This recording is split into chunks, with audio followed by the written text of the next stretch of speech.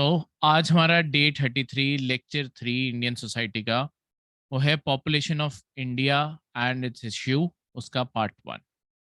तो आज जो हमारा लेक्चर है उसे करने से पहले हमने कुछ डेफिनेशंस पढ़नी है। देखो, हमारे पॉपुलेशन के टोटल 3 लेक्चर्स हैं, पर यहाँ पे हमारा डे सेव हो जाएगा।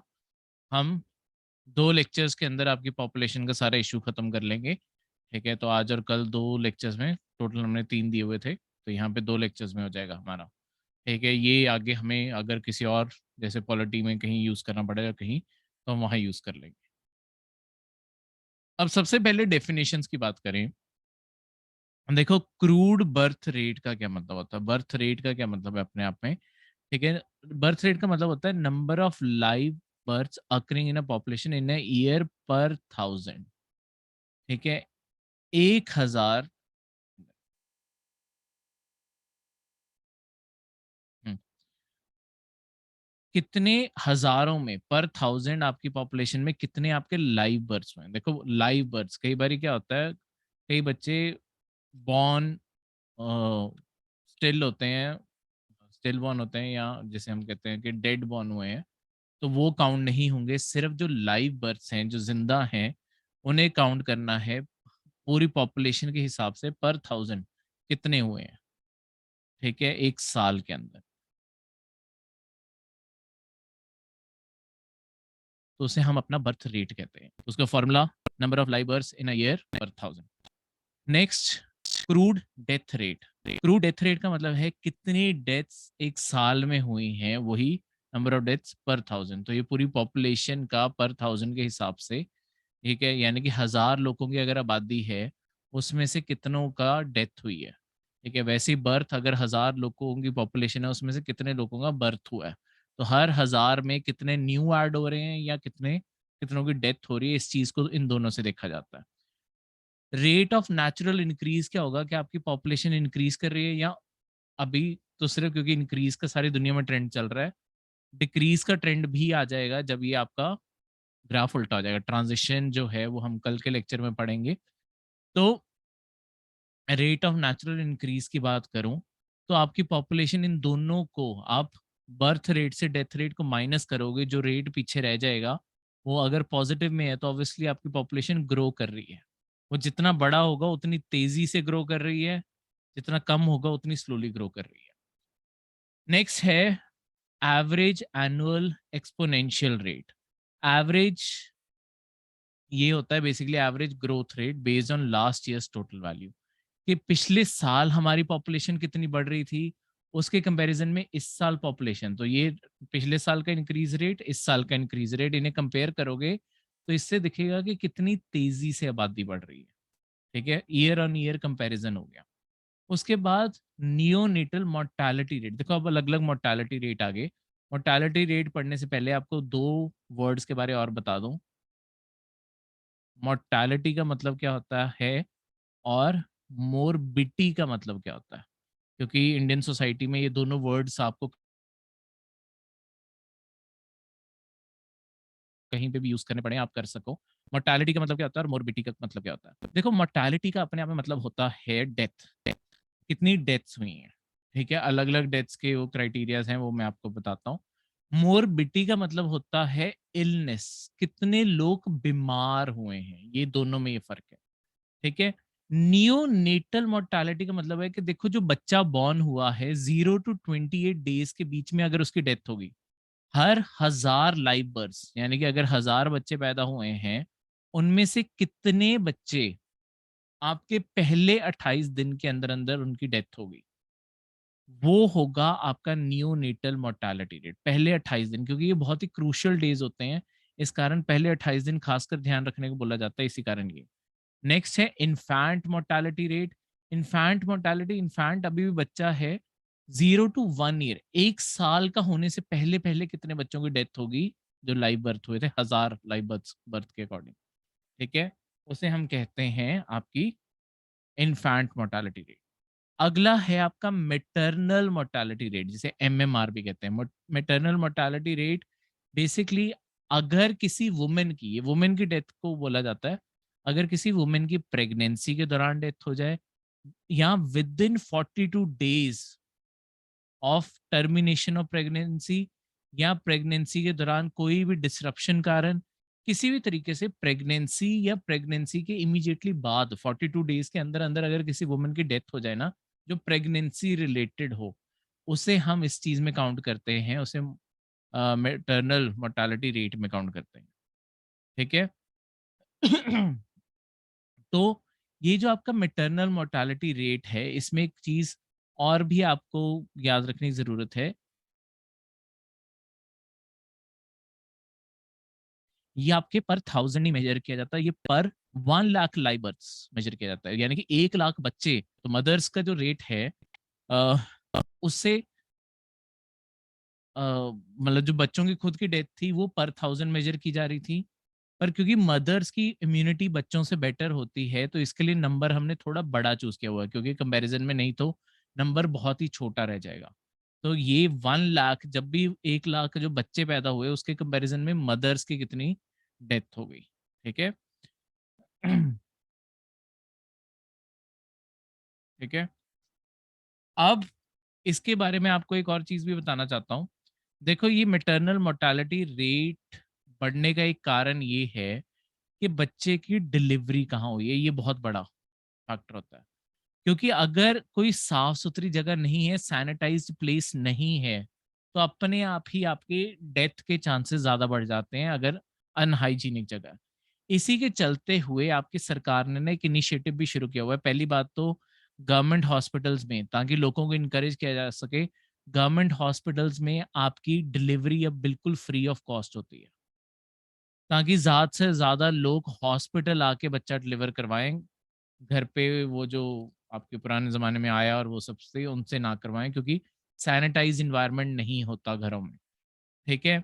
दूसरी चीज़, लोगों को हॉस्पिटल डिलीवरी के लिए एनकरेज करने के लिए जो आपके आशा वर्कर्स हैं, आशा और एएनएम वर्कर्स हैं, इन्हें ना इंसेंटिव दिए जाते हैं। आशा और एएनएम बेसिकली आपके ना रूरल एरिया में काम करने वाले वर्कर्स हैं, जिनका काम यही है गवर्नमेंट की हेल्थ फैसिलिटीज के बारे लोगों को जागरूक करना, गवर्नमेंट की स्कीम्स के बारे जागरूक करना, और इन सबको आपके कनेक्ट करना गवर्नमेंट की सारे इनिशिएटिव्स के साथ। ठीक है। तो ये जो आशा और एएनएम वर्कर्स हैं, इन्हें भी हम इंसेंटिव देते हैं। ये कितनी वुमेन को अपने साथ में लेके आएंगी डिलीवर करवाने, इन्हें हर डिलीवरी के पैसे मिलते हैं, कमाई मिलती है। तो ऑब्वियसली इनकी सैलरी इसी चीज पे डिपेंड करती है, इन्होंने कितने लोगों में अवेयरनेस फैलाई और कितने लोग फाइनली हॉस्पिटल डिलीवरी करवाने आए हैं। ठीक है, उसके बेसिस पे इन्हें सैलरी मिलती है। एक सरकार की अपनी खुद की भी स्कीम है, उसके बारे में आपको यहाँ पे बताना चाहूंगा, जिसे शॉर्ट में लक्ष्य बोला जाता है। छोटा एच, लक्ष्य, वाई, लक्ष्य। Full form labour room quality improvement initiative. ठीक है, वर्ड्स ढूंढने मत जाना। ठीक है, इसे शॉर्ट में लक्ष्य कहते हैं, और पूरा इसका नाम labour room quality improvement initiative है। इसमें इवन जो आपके गवर्नमेंट हॉस्पिटल्स हैं, उसके अंदर जो आपके लेबर रूम्स हैं, जहाँ पे मतलब डिलीवरी रूम्स जो हैं आपके, वहाँ पे मैटरनल रूम्स हो गए जो आपके, वहाँ पे आपकी सैनिटाइजेशन की बेस्ट प्रैक्टिसेस फॉलो हों, उसके लिए सरकार ने ये अलग इनिशिएटिव शुरू किया है कि वहाँ पे साफ सफाई सबसे ज्यादा होनी चाहिए। क्योंकि अगर बच्चा हेल्दी होगा, मदर हेल्दी होगी, आपकी आबादी अपने आप हेल्दी होगी, तो हमारा इसके ऊपर खासकर फोकस है कि हम सिंस बर्थ ही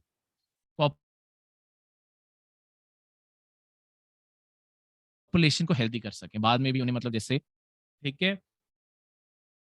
अब इसके बाद बात की जाए टोटल फर्टिलिटी रेट क्या होता है। देखो, टोटल फर्टिलिटी रेट ये मैंने आपको कल भी बताया था, फर्टिलिटी रेट और रिप्लेसमेंट रेट के बारे। टोटल फर्टिलिटी रेट का मतलब है कि एक वुमेन अपनी पूरी लाइफ टाइम में कितने चाइल्ड बेयर करेगी, एवरेज नंबर ऑफ चिल्ड्रन एक जो वुमेन बियर करेगी, ठीक है। रिप्लेसमेंट रेट होता है 2.1, जिसमें जितने लोग आपके ओल्ड होते जा रहे हैं उतने ही यंग वन आते जाएं, ताकि एक अर्निंग मेंबर को आगे एक और अर्निंग मेंबर रिप्लेस करता जाए। तो ये 2 नंबर आपको मैंने कल एक्सप्लेन किए थे डिटेल में। नेक्स्ट मैंने आपको कल बताया था, आज हम United nation sustainable development goals के बारे पढ़ेंगे। तो बेसिकली आपके ना यूएन ने ये गोल्स अडॉप्ट किए थे 2015 में। इससे पहले भी गोल्स थे, ईयर 2000 से लेके 2015 तक यूनाइटेड नेशन मिलेनियल गोल्स थे क्योंकि नया मिलेनिया शुरू हो रहा था, 2000 शुरू हो रहा था। तब हमने सोचा था 2015 तक हमने क्या अचीव करना है, अपनी सारी दुनिया की जो पॉपुलेशन है, सारी गवर्नमेंट्स ने अपने लोगों के लिए क्या अचीव करना है, उसकी यहाँ पे सारी चीजें थी। अब ये जो चीज है, 2015 तक वो गोल्स फेल ही हुए थे। अब 2015 से 2030 के गोल्स के लिए हम एम कर रहे हैं, ठीक है। काफी कई चीजों को लेके हम सीरियस भी चल रहे हैं, तो काफी चीजें अचीव सारी दुनिया कर भी जाएगी इस बारी 2030 तक, ये होप है। तो इसके अंदर ये टोटल 17 गोल्स हैं, ठीक है। क्या क्या गोल्स हैं? जैसे सबसे पहला गोल है, हमने दुनिया भर में पावर्टी खत्म करनी है, गरीबी खत्म करनी है। क्योंकि देखो, गरीबी अपने आप में एक बहुत बड़ा कंस्ट्रेन है लोगों के ऊपर। क्योंकि जो पर्सन के पास पैसा नहीं है, ना वो अच्छा खाना अफोर्ड कर सकता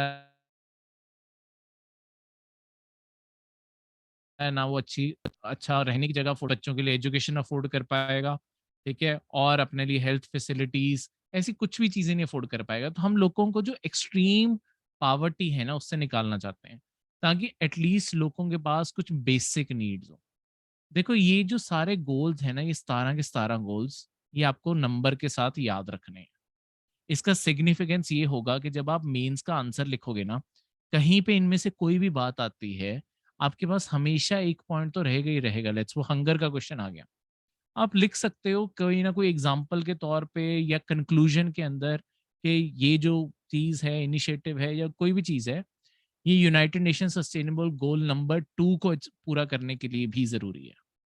तो as a value added point हमेशा आपके पास तैयार रहते हैं। तो ये आपने 17 के 17 आपने याद रखने हैं, ठीक है। सेकंड आपका जीरो हंगर, हमने दुनिया में जो एक्सट्रीम हंगर है उसे खत्म करना है।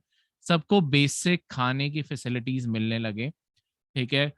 जब से आपका कोविड का एरा शुरू हुआ, तब से खासकर लोगों में ये बहुत ज़्यादा प्रॉब्लम्स बढ़ गई कि दुनिया भर में ना खाने के एक्सेस बहुत कम हो गया। एक तो महंगाई बहुत ज़्यादा बढ़ गई है, ठीक है, सामान नहीं टाइम से पहुँच रहा, वैल्यू चेन्स में प्रॉब्लम आ चुकी है। तो ये जो सारी की सारी चीज़ें हैं, इसके कारण हंगर एक्चुअली कोविड के बाद से ना ज़्यादा बढ़ गई है। पर सारी दुनिया की सरकारें और साथ में क्लाइमेट चेंज हो रहा है, किसी ना किसी देश में ड्रॉट्स आए रहते हैं, फेमाइन्स आए रहते हैं, तो अपने आप खाने की हर चीज़ की कमी पड़ जाती है। ठीक है, इंडिया का एग्रीकल्चर भी पिछले 1-2 साल से अच्छा नहीं परफॉर्म कर रहा। उसका यही कारण है क्लाइमेट चेंज। कभी भी कोई बारिश हो जाती है, कभी भी ज़्यादा गर्मी पड़ जाती है, कभी भी मतलब बहुत सारी वेदर प्रॉब्लम्स आ रही हैं। तो हमें लॉन्ग टर्म में एग्रीकल्चर में ये चीज़ों को लेके तैयार भी होना पड़ेगा। इन चीज़ों के बारे में हम मिटिगेशन के जो स्टेप्स हैं, वो हम डिज़ास्टर मैनेजमेंट के अंदर पढ़ेंगे, ठीक है? जब डिज़ास्टर मैनेजमेंट का सब्जेक्ट पढ़ेंगे, तो ये सारी की सारी चीज़ें वहाँ पे भी कवर करेंगे कि क्या प्रॉब्लम आ रही है, वो सब कुछ। नेक्स्ट है गुड हेल्थ एंड वेल-बीइंग। देखो, आपकी जो गुड हेल्थ और वेल-बीइंग है, सारे लोगों को अच्छी हेल्थ फैसिलिटीज़ मिले, लोगों का वेल-बीइंग अच्छा हो, इस सारी चीज़ की तरफ कोशिश है। तो इसमें जैसे फिट इंडिया जैसे इनिशिएटिव्स वो भी आ गए, जहाँ पे लोगों को एक्सरसाइज़ करने के लिए एनकरेज करो। और दूसरी साइड पे हेल्थ फैसिलिटीज देने के लिए भी, तो दोनों साइड पे दोनों इनिशिएटिव्स आ गए, ठीक है। उसके बाद क्वालिटी एजुकेशन, सारे लोगों को क्वालिटी एजुकेशन मिले, बेटर फैसिलिटीज मिले, वो सारी चीज की कोशिश है, ठीक है। जेंडर इक्वालिटी, ये वाला गोल हमने कल भी कवर किया था। कल मैंने आपको फैक्ट्स के साथ में बताया था कि इक्वालिटी होनी चाहिए मेल और फीमेल के अंदर। जो आज वेज डिस्पैरिटी है कि सेम काम के अलग अलग पैसे मिल रहे हैं, वो सब कुछ खत्म होना चाहिए। 6 नंबर क्लीन वाटर और सैनिटाइजेशन सबको मिलनी चाहिए। तो जो आपका स्वच्छ भारत अभियान है, वो इसी का ही एक बहुत बड़ा मतलब आप उसके अंदर ये भी यूज कर सकते हो इस गोल को। स्वच्छ भारत के ऊपर कभी क्वेश्चन आ जाए कि India clean water and sanitization के ऊपर भी कोशिश कर रहा है, तभी हम एक साइड पे टॉयलेट्स बना रहे हैं, लोगों को इनकरेज कर रहे हैं ताकि एक सैनिटाइज्ड इन्वायरमेंट मिले। दूसरी साइड पे आपके इंडिया के अंदर जैसे जल शक्ति अभियान चल रहा है, इसके अंदर हम लोगों को वाटर रिसाइकल करने के लिए भी इनकरेज कर रहे हैं। और दूसरा, हम ग्रे वाटर मैनेजमेंट सिखा रहे हैं, जो आपका मतलब वही जो पानी आप ऑलरेडी यूज कर चुके हैं पर इतना गंदा नहीं हुआ, उसे और पर्पसेस के लिए यूज करना है। जैसे अगर सिंक से कोई पानी यूज किया, हैंड वॉश किए हैं, वो पानी गाड़ियां वॉश करने के लिए या लॉन्स के अंदर यूज हो सकता है। ठीक है, इसके अलावा आपके सारे रूरल जल शक्ति अभियान में सारे रूरल एरिया को हम टैप वाटर देना चाहते हैं, उसका भी इनिशिएटिव इसी के अंडर चल रहा है। 7th number, affordable and clean energy. हम सारी जगह पे अफोर्डेबल और क्लीन एनर्जी की तरफ अब मूव करना चाहते हैं। कोल, पेट्रोल, डीजल, ये लॉन्ग टर्म में खत्म हो जाए इनका यूज, और हम ऐसी एनर्जी जहां से क्लाइमेट चेंज और ये ग्लोबल वार्मिंग पे असर ना पड़े वैसी रिसोर्सेज, तो solar energy, wind energy, tidal energy, geothermal energy, ये सारी इसीलिए प्रमोट की जा रही है। नेक्स्ट है decent work and economic growth. तो सबको डिसेंट काम मिले, इकोनॉमिक ग्रोथ हो आपकी, वो सारी चीज़ों की कोशिश इसके थ्रू है। नेक्स्ट है industry innovation and infrastructure. Industry innovation and infrastructure basically आपके इस चीज़ के ऊपर है कि आप अपने देश के अंदर इंडस्ट्रियल सोच का मतलब है लोगों को एंटरप्रेन्योर बनाने की तरफ फोकस करो, इनोवेशन अपने देश में नई टेक्नोलॉजीज के ऊपर लोग काम करें, और ये सारी चीजों के ऊपर ये गोल 9 है। ठीक है, तो वहां पे आप गोल 9 को रेफर कर सकते हो। रिड्यूस इनइक्वालिटी, अमीर गरीब में फर्क कम करो। ठीक है, रेशियल डिस्क्रिमिनेशन है उसे धीरे धीरे खत्म करना है, वो सारी चीजें यहाँ से आ जाती हैं। सस्टेनेबल सिटी एंड कम्युनिटी, तो सस्टेनेबल बनानी है आपकी सिटीज कम्युनिटीज को, आपके शहर इस तरीके से बनाओ जहाँ पे ग्रीन एरियाज भी हों। ठीक है, ताकि लोगों को ग्रीनरी के बीच में रहना सीख सकें। इसका एक आपको बहुत बड़ा इनिशिएटिव बताता हूँ, अगर आपको पता हो, एक ना ऑरोविल करके इंडिया में जगह है, काफी पुरानी है। ये ना आपकी पुडुचेरी में पड़ती है। ऑरोविल बेसिकली एक कंसेप्ट है। ठीक है, ये ऑरोविल जो कंसेप्ट है ये ना बहुत जगहों पे आप यूज कर सकते हो इससे एज अ कंसेप्ट, ये इक्वालिटी कम करने के लिए भी। ठीक है, अफोर्डेबल एनर्जी, क्लीन, ये सारी जगहों पे, बथेरी जगहों पे ऑरोविल क्या है। यहाँ पे ना हम एक ऐसी कम्युनिटी बनाना चाहते हैं जो अबव सारे डिस्क्रिमिनेशन हो। ठीक है, ऑरोविल का एक अलग पार्लियामेंट का एक्ट एग्जिस्ट करता है जो इस चीज को रिकॉग्नाइज करता है कि ये जो कम्युनिटी है यहाँ पे कोई रिलीजन, कोई रेस, कोई तरीके की कोई डिस्क्रिमिनेशन कुछ नहीं होगा। और दूसरी, सस्टेनेबल सिटीज और कम्युनिटीज की मैं क्यों बात कर रहा हूँ कि यहाँ पे जितने लोग रहते हैं ना, यहाँ पे पॉपुलेशन रहती है, पर वो पॉपुलेशन जंगल जैसे इन्वायरमेंट के बीच में ही रह रही है। ठीक है, तो ऐसा नहीं है वहां एरिया, सड़कें सड़कें सब बनी है, पर मैक्सिमम एरिया ग्रीनरी से भरा रखा गया है। और जो रास्ते भी हैं वो आपके पेड़ों के बीच में से ही पास करते हैं, कच्चे रास्ते, ताकि लोग ज्यादातर साइकिल से ट्रैवल करें। तो ऐसी कम्युनिटी यहाँ पे बिल्ड करने की कोशिश है। ठीक है, तो ऑरोविल के बेसिकली मुझे यहाँ से ये चीज याद आ गई कि ऑरोविल के मिशन में यही है कि ऐसी दुनिया में एक ऐसा एग्जाम्पल सेट करना कि दिखा सके कि इंसानों को इन्वायरमेंट से अलग रहने की जरूरत नहीं है, हम इन्वायरमेंट के अंदर रह के भी अपने सारी की सारी नीड्स को फुलफिल कर सकते हैं। ठीक है, बस हमें वो रहने का तरीका सीखना है। ठीक है, 12th, responsible consumption and production करनी है। 13th, क्लाइमेट एक्शन की तरफ हमने काम करना है। ये रिस्पॉन्सिबल कंजम्पशन एंड प्रोडक्शन, वही रिसाइकलिंग और जैसे जो आपकी सर्कुलर इकोनॉमी है वो सब कुछ इसके अंदर। क्लाइमेट एक्शन की तरफ काम करना है, क्लाइमेट चेंज को कंट्रोल करने की तरफ काम करना है, जो टेम्परेचर राइज है उन्हें कंट्रोल करना है। लाइफ बिलो वाटर के ऊपर ध्यान देना है, तो जो हम प्लास्टिक समुद्र के अंदर फेंक रहे हैं, तो वो एग्जिस्टिंग प्लास्टिक जो ऑलरेडी पोल्यूशन है वो भी साफ करना है। ठीक है, उसके अलावा हम जितने भी टॉक्सिक इंग्रेडिएंट्स फेंक रहे हैं, कुछ भी फेंक रहे हैं, पानी के नीचे भी आपकी लाइफ बहुत अच्छी रहे, जितने भी एक्वाटिक एनिमल्स हैं उनके लिए भी, लाइफ ऑन लैंड भी अच्छी रहे। पूरी दुनिया में peace, justice and strong institutions बनाने हैं। पीस और जस्टिस, आपको पता है स्ट्रॉन्ग इंस्टीट्यूशंस का क्या मतलब है। देखो, अगर आपके देश के अंदर इंस्टीट्यूशन स्ट्रांग नहीं होते ना, कि आपकी जो वर्किंग है पूरी गवर्नमेंट की वो अच्छे से नहीं है, वही करप्ट है, कमजोर है, प्रॉपर फंक्शनिंग नहीं है, तो आपका सिस्टम अपने आप ही सारा खराब हो जाता है। सिविल वॉर, ऐसी सारी चीजें हो सकती हैं। तो हमें देश के अंदर स्ट्रांग इंस्टीट्यूशंस बिल्ड करने हैं जिनके प्रिंसिपल स्ट्रांग हो, ठीक है। और सारी दुनिया में पार्टनरशिप, ये सारे गोल्स के लिए आपस में मिलके काम करना है इन गोल्स के लिए, ठीक है। अब इंडिया की अगर पॉपुलेशन ग्रोथ ट्रेंड की मैं बात करूं, देखो 3 देशों का यहाँ पे कंपैरिजन दिया है कि पॉपुलेशन कैसे ग्रो करती आई है, ठीक है, 1950 से। देखो अमेरिका ने ना अपनी पॉपुलेशन को बहुत ही बैलेंस करके रखा हुआ है। अमेरिका की पॉपुलेशन कभी भी एक हद से ज्यादा नहीं बढ़ी है, बहुत ही लीनियर लाइन पे चल रही है। तो ऐसा नहीं है कि उन्होंने आपकी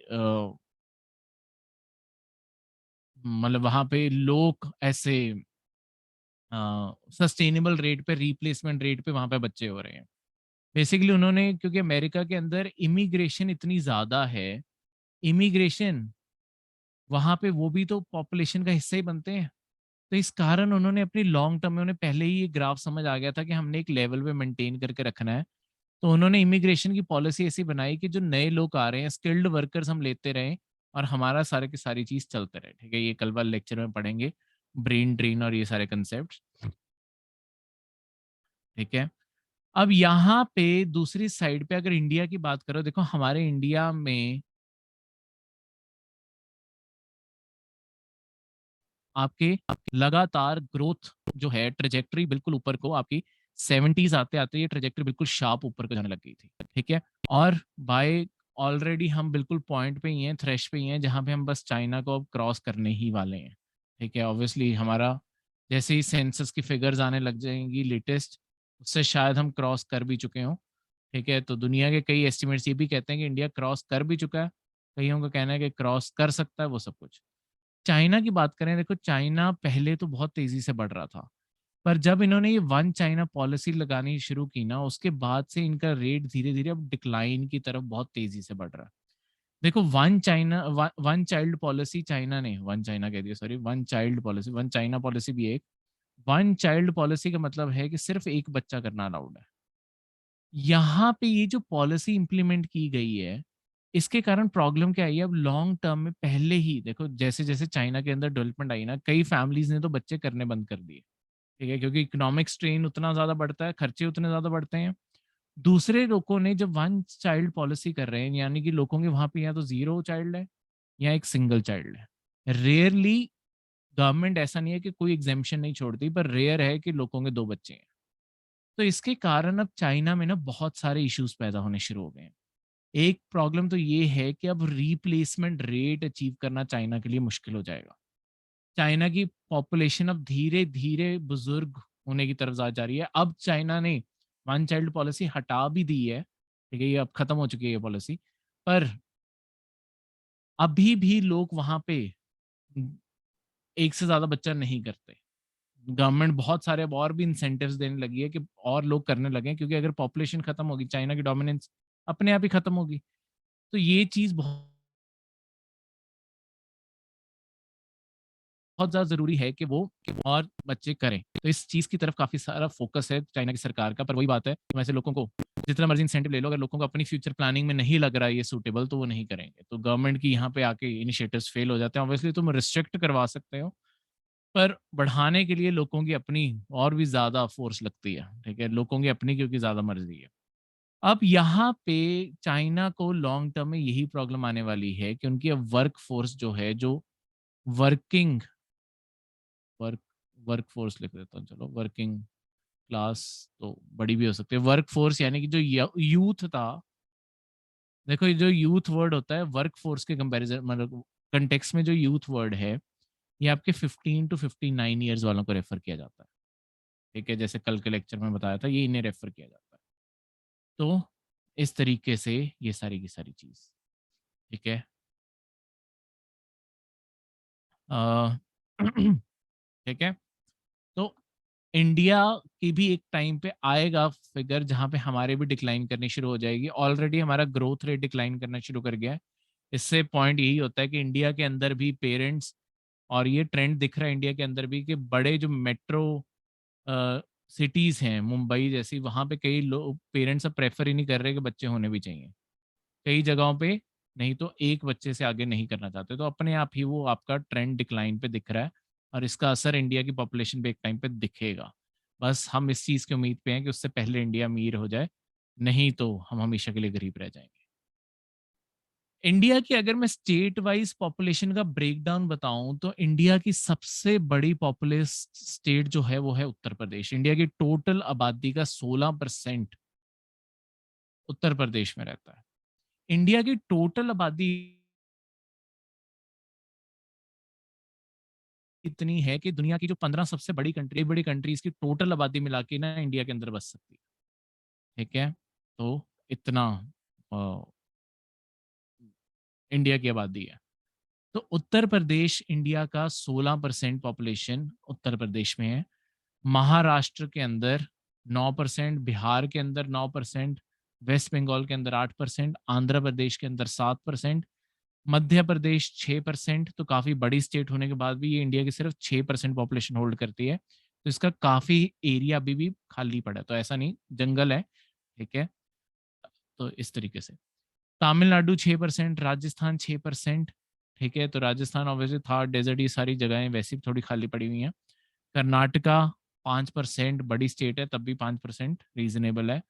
गुजरात 5%, उड़ीसा 3%, केरला 3%, झारखंड 3%, असम 3%, पंजाब 2%, छत्तीसगढ़ 2%, हरियाणा 2%, दिल्ली 1%। देखो दिल्ली 1% है, पर दिल्ली की जो डेंसिटी है, कितनी क्लोज लोग रहते हैं, दिल्ली इंडिया में नंबर 1 रैंक होता है।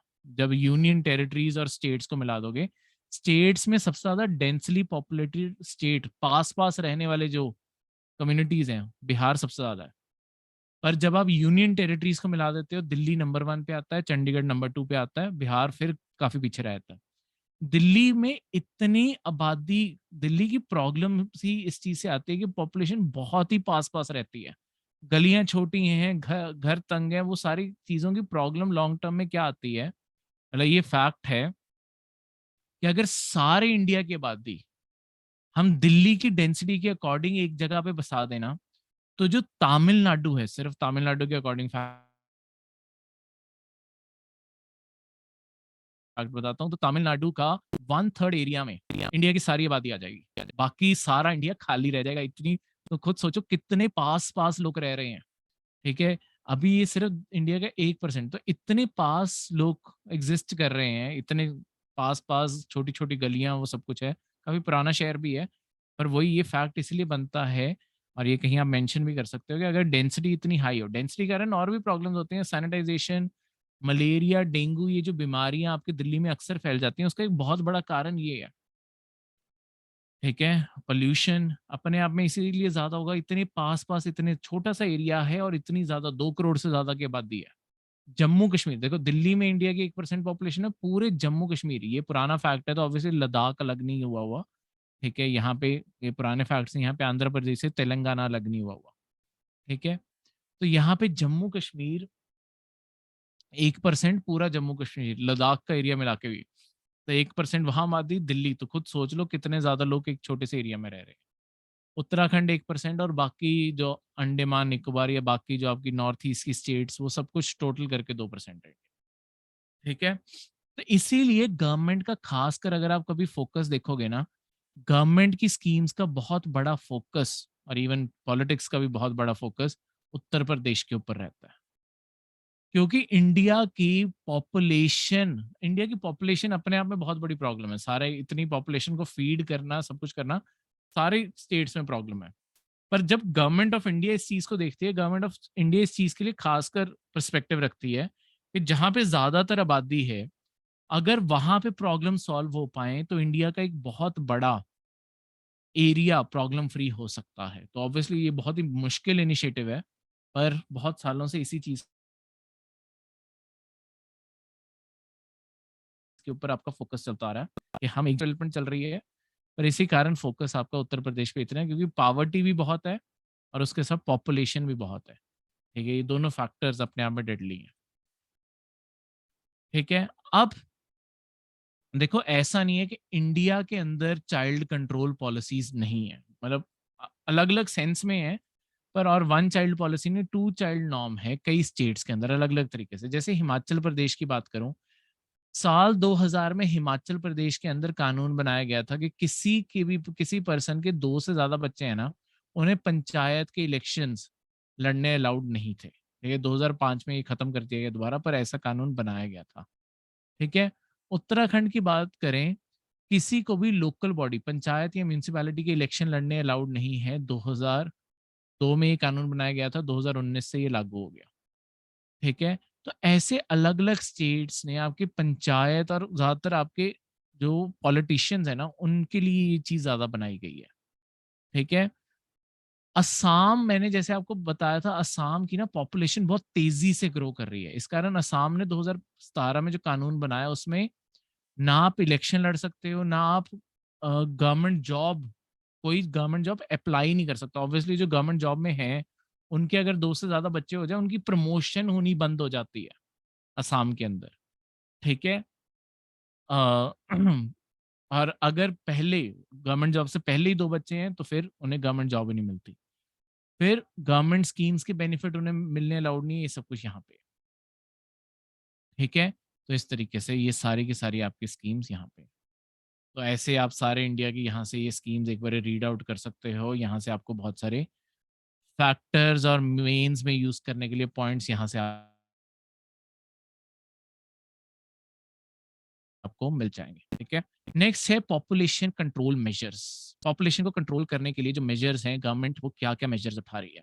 देखो एक अ, आपके पॉपुलेशन कंट्रोल करने के लिए, फैमिली प्लानिंग के लिए जरूरी है कि आपके कॉन्ट्रासेप्शन मेथड्स प्रमोट किए जाएं। ठीक है। कॉन्ट्रासेप्शन मेथड्स हो गए कि बेसिकली किस तरीके से प्रेगनेंसी रोकी जाए। ठीक है। तो उसके लिए आप पहले से पिल्स जो होगी वो यूज कर सकते हो, कॉन्डम्स यूज कर सकते हो, या इमरजेंसी कॉन्ट्रासेप्टिव पिल्स यूज हो सकती है। ठीक है। तो ये सारी दुनिया के एक तरह से फिगर्स हैं। देखो इंडिया में लॉन्ग टर्म में कॉन्ट्रासेप्टिव मेथड्स राइज पे हैं, तो ऑब्वियसली लोगों में अवेयरनेस है फैमिली प्लानिंग को लेके कि हमें कॉन्ट्रासेप्टिव मेथड्स यूज करने चाहिए। तो 2007-8 की जो यहाँ पे फिगर है, जो लेटेस्ट ये फिगर्स थी, यही फिगर्स हैं लेटेस्ट। ठीक है। 54.8% आपकी आबादी किसी ना किसी तरीके की कॉन्ट्रासेप्शन यूज करने लग गई है। तो अभी भी नंबर छोटा है कंपेयर टू अदर नेशंस, पर स्टिल 54.8% हम आधे से ऊपर आ गए हैं। तो एक पॉजिटिव ट्रेंड है जो यहाँ पे है।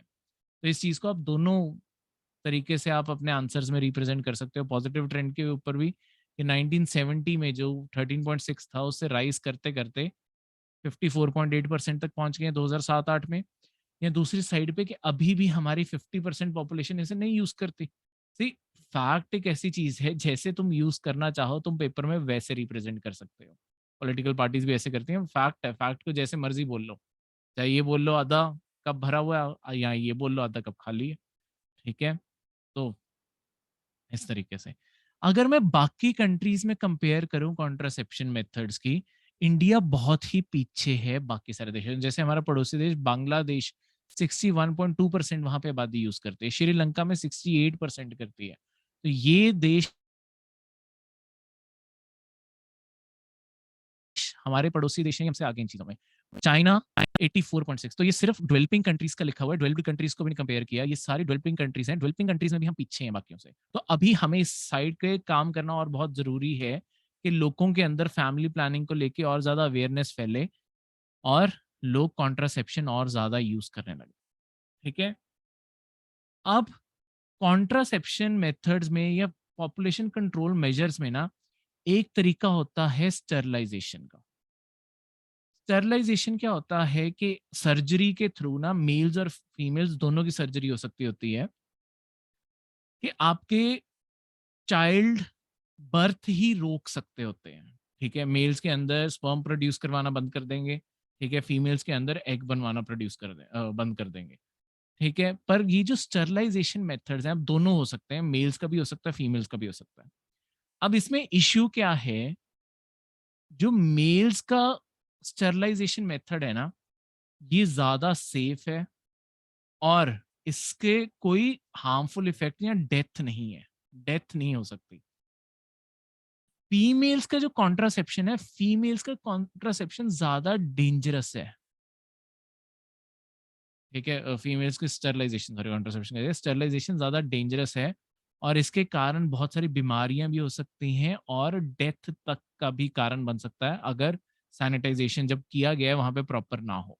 ये डेथ के भी कारण बन जाते हैं, नहीं तो बहुत बीमारियों का कारण तो ये बन ही जाते हैं। मेल्स को कुछ नहीं होता, ठीक है। मेल्स की सेफ्टी परसेंटेज 97% है, बहुत हाई है। फीमेल्स की अराउंड 60% के करीब है, तो बहुत लो है, ठीक है। पर अगर तुम फिगर्स देखोगे, सिर्फ इंडिया की नहीं, अब यहाँ पे फिर से मेल और फीमेल में डिस्क्रिमिनेशन दिखता है।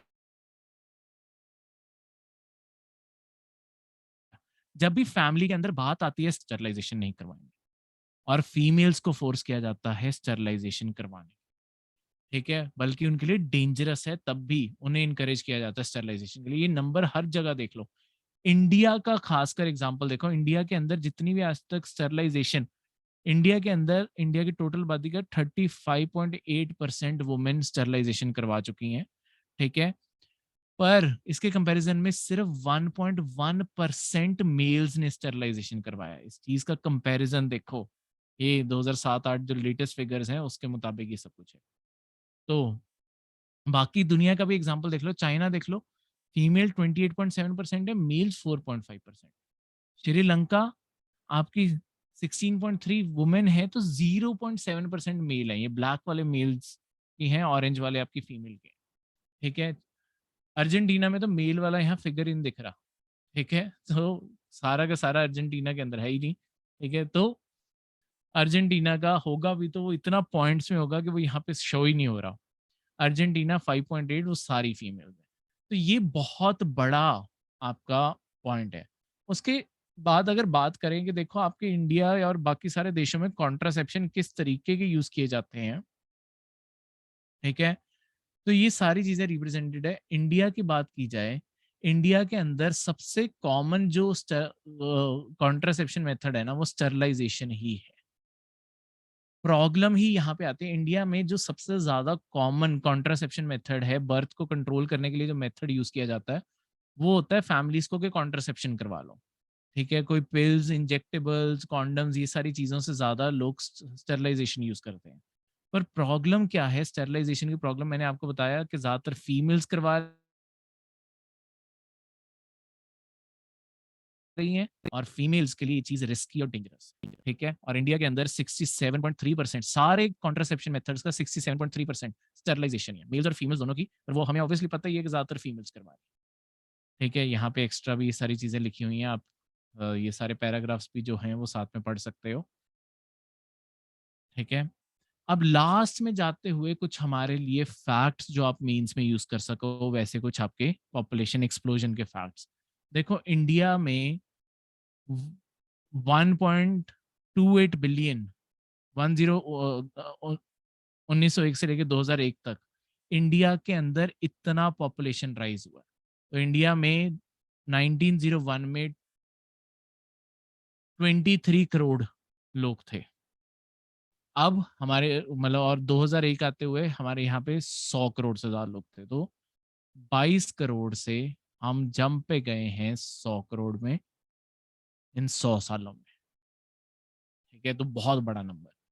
अब इसके बाद हमारे इंडिया में 65 मिलियन यानी कि 6.5 करोड़ जो है, ये लोग आपके स्लम्स में रहते हैं, झुग्गियों में रहते हैं, जो ऑलमोस्ट थाईलैंड की पॉपुलेशन के बराबर है। यानी कि अगर पूरा थाईलैंड झुग्गियों में रहता हो, वो इंडिया की सिर्फ स्लम पॉपुलेशन के बराबर है, ठीक है। तो इतने लोगों को झुग्गियों में रहना पड़ता है, ठीक है। उत्तर प्रदेश की पॉपुलेशन जो इंडिया का 16% है, वो है 22.46 करोड़। तो इतनी ही पॉपुलेशन ब्राजील की है। तो जितने एरिया में पूरा ब्राजील देश है उतने में उत्तर प्रदेश की सिर्फ आबादी रह रही है, मतलब छोटे से एरिया में उत्तर प्रदेश की जितनी आबादी मतलब है, ब्राजील के सारे देश में उतनी आबादी है, ठीक है। उड़ीसा और छत्तीसगढ़ की आबादी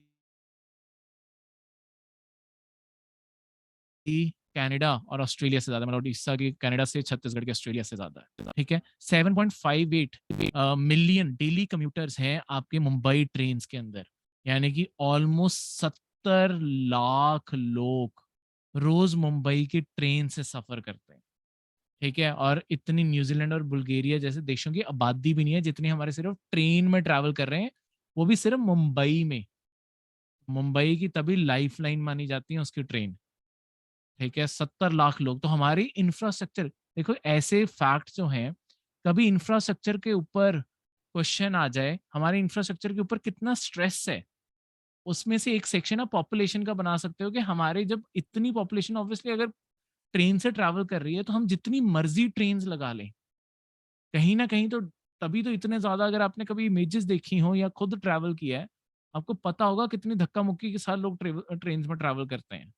ट्रेन में चढ़ना भी इम्पॉसिबल जैसा हो जाता है अगर आप पूरे पीक आवर्स में गए हो, उतरना भी इम्पॉसिबल हो जाएगा, ठीक है। वो इसी कारण है। इंडिया के अंदर 125 मिलियन इंग्लिश स्पीकर्स हैं, जो ऑलमोस्ट ट्वाइस पॉपुलेशन है पूरे यूनाइटेड किंगडम की, ठीक है। इंटायर पॉपुलेशन यूनाइटेड किंगडम यानी कि उसकी सारी टेरिटरीज मिला के भी, यानी कि हमारे यहाँ पे उससे ज्यादा आबादी है जो इंग्लिश बोलती है, तो ऑब्वियसली इसलिए हम दुनिया के सबसे बड़े इंग्लिश स्पीकिंग देश है, ठीक है। तो ये कभी आपने कभी स्किल का क्वेश्चन आए, कुछ भी आया, आप वहां पे यूज कर सकते हो कि हमारे यहाँ पे जब 1991 में हमने रिफॉर्म्स किए थे, सबसे पहले बीपीओ ही चला था, जो कॉल सेंटर्स थे वो इंडिया में इसीलिए इतने खुले क्योंकि हमारे अंदर एक स्किल जो थी वो थी इंग्लिश स्पीकिंग की। उस चीज के ऊपर हमने सबसे पहले बिल्डअप किया जो हमारा सर्विस सेक्टर था उसके ऊपर, ठीक है। 2001 में इंडिया की 2011 में, सॉरी, इंडिया की पॉपुलेशन 3.15 मिलियन। हाँ हाँ, ये कुछ गलत स्टूडेंट, इतनी आबादी नहीं, हमारे तो बिलियंस में ऑलरेडी हो गई थी ये। थोड़ा सी गलती है यहाँ पे, ये फैक्ट ना पढ़ना, ये फैक्ट में गलती है, ठीक है। ये इंक्रीज होना चाहिए, पर ईयर इंक्रीज होना चाहिए था, पर ये मैं कंफर्म कर दूंगा, ये फैक्ट ना पढ़ना। 2001 से लेके 2012 तक India's population growth was even more than Pakistan entire population. 2001 से लेके 2011 तक जितनी पाकिस्तान की टोटल आबादी है ना, उससे ज्यादा सिर्फ हमारे नए लोग ऐड हुए हैं, पुराने लोग तो थे ही, ठीक है। उससे ज्यादा लोग हमारे ऐड हुए हैं पाकिस्तान की टोटल आबादी से।